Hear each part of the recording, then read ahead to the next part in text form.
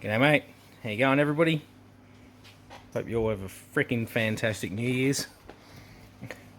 I've just been absolutely absorbed by this thing today. This is a HP colour laserjet printer. Full colour, toner cartridges. But she was having some issues. This was actually given to us from my wife's work. Now you can see up here, this is the exit point, so there's your exit rollers. That's where the fuser unit sits. So it sort of started working. I did print out, once I first got it running, just an event log. So you can see in here it's having some calibration problems. It just needs a bit of a service. Okay, that's not too bad. Okay, black and white, print quality seemed pretty good. No streaking or any issues like that. Okay, not too bad. So then I set it up on our network. I guess a bit of background, I actually used to be a printer technician years ago, for many years, with HP and Xerox, Konica Minoltas, Ricoh, you name it, Kyocera's, tons. I've 40 something different certifications I think in that industry. So anyway, once I started getting it going, connected it onto the network, did a network test print, and got some pretty poor quality. It just seemed to not, I don't know, it's not coming up on camera real well, but it wasn't that great. Inconsistent, and had some streaking, which is on the back side. So there was colour on the drum units. So this was transported, it may have been a part of the course. So when I lower this down, there's your drum units for each colour. So your magenta, or cyan, all that.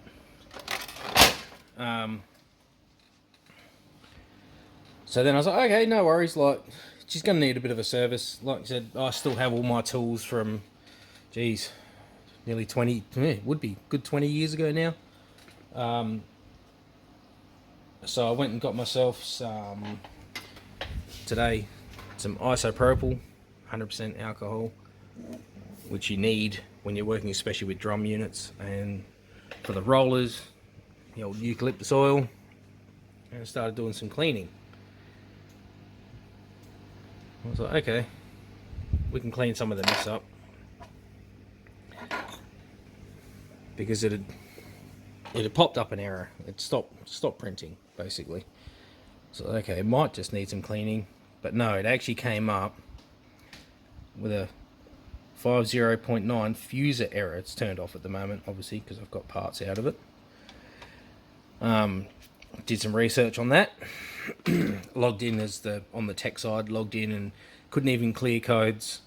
Reset the unit. It was saying basically the fuser was overheating. So the fusing unit, which is now in a lot of pieces, as you can see, is right here.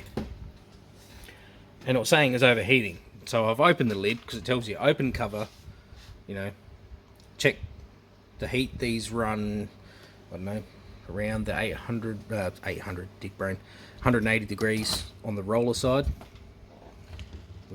that's actually your fuser roller here.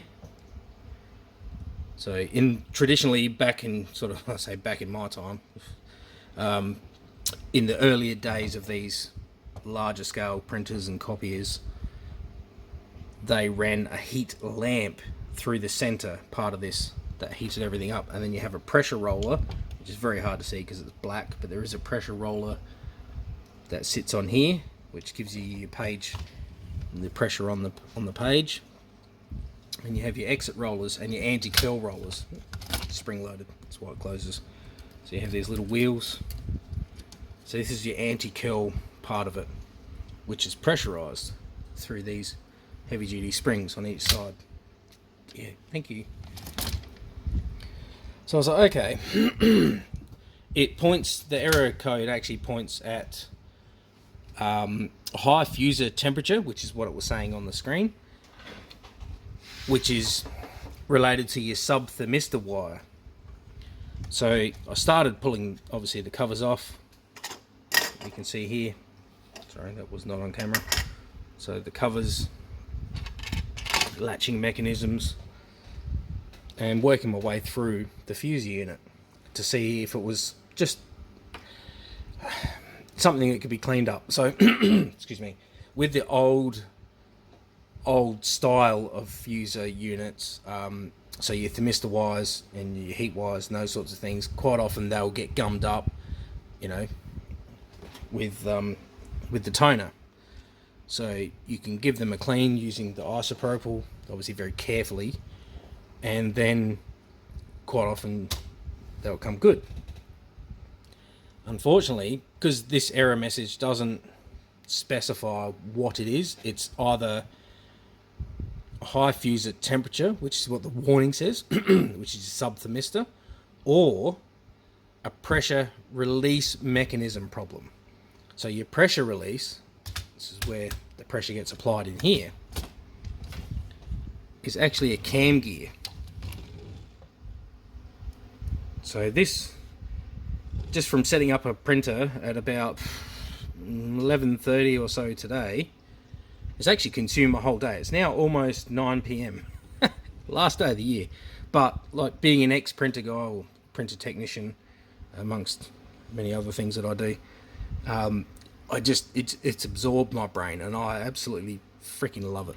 So there's a cam gear. Anyway, I'm getting off track. So this white roller here, so you can see the spring, it's actually a cam gear. So while it looks round, you can probably see a little edge right there in the middle of the screen. So it's a cam. Now it's driven separately from the actual fuser roller. So this is your fuser roller. This is the master roller mechanism that drives the fuser unit, and the pressure roller, which is the other white gear up there in the middle. And then this little black gear here is what drives this cam gear and pressure system for your anti-curl. And that, if I go back to here, is these two gears. So this gear here, if you go and start spinning that, it'll spin freely by itself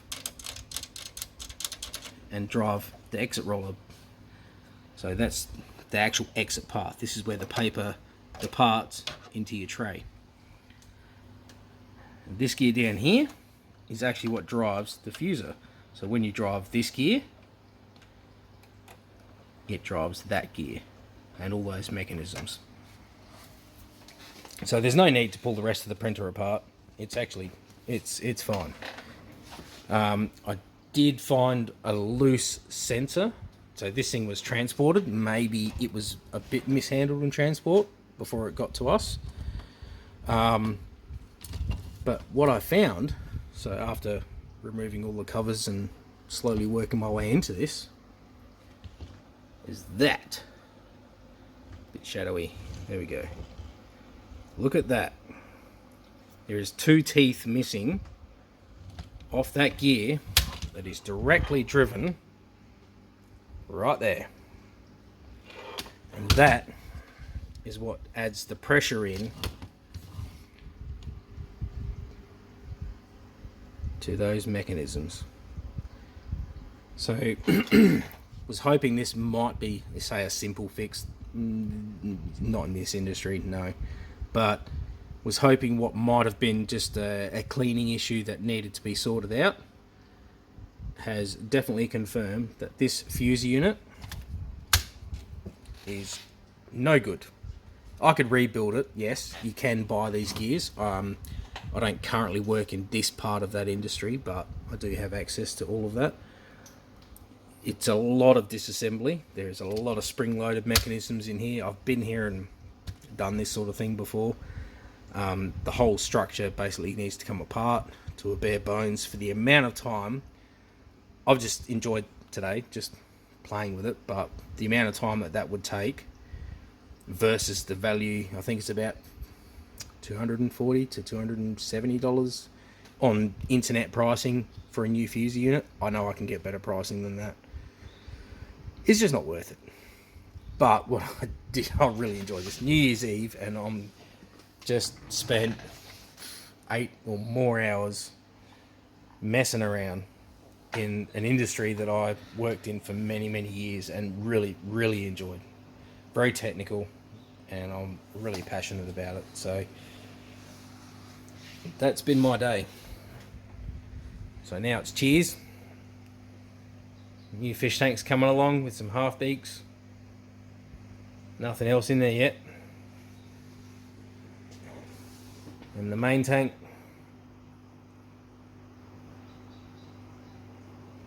Have a great New Year's.